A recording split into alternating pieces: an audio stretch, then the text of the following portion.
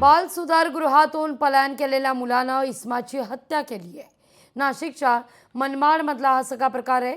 अल्पवयीन मुलाला पोलिसांनी ताब्यात घेतलंय। काहीच दिवसांपूर्वी मुलानं एका इस्माची हत्या केली आहे।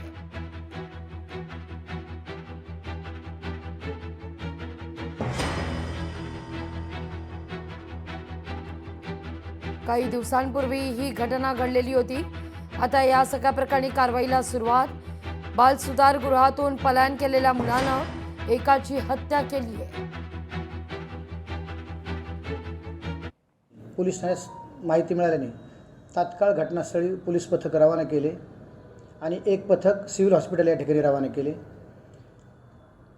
माहितीवरती इन्क्वेस्ट पंचनामा करण्यात आला। तसेच डिटेक्शन टीमचे PSI समद बेग व पथक हे आरोपीचा शोध घेत असताना CCTV फुटेज व जे गुप्त बातमीदार आहेत त्यांच्या मदतीने एका अल्पवयीन बालकास ताब्यात घेण्यात आले।